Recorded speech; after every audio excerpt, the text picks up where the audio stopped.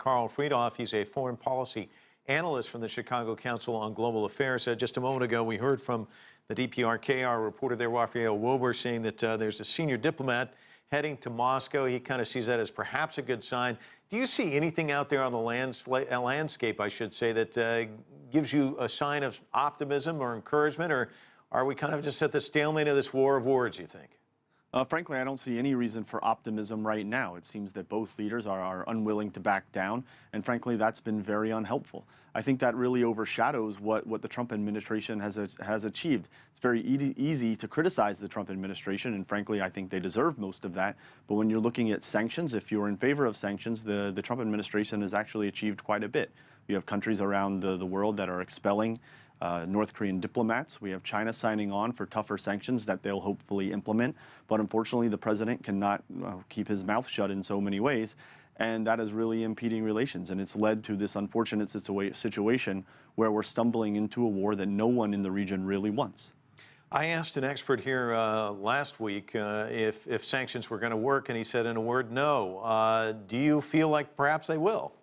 Well, I think we need to look at what the sanctions are supposed to achieve. If we're looking at bringing North Korea back to the negotiating table, if the sanctions are enforced well enough, I think there is that very real possibility. But are sanctions really going to kind of cripple North Korea, bring them to their knees, and then suddenly they're going to give up their nuclear weapons? Absolutely not. I think sanctions are the starting point, and they should lead into negotiations. But we have to be sure that North Korea is ready and willing to negotiate seriously. Carl, I've been reading a lot that there are no good options. What do you think are the least worst options out there that can be pursued?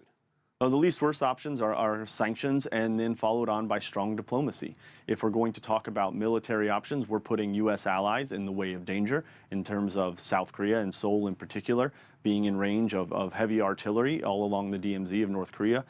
Japan, of course, fears that it could be the victim of a second nuclear strike if there were to be a military conflict. And so I think we need to continue where we're at now.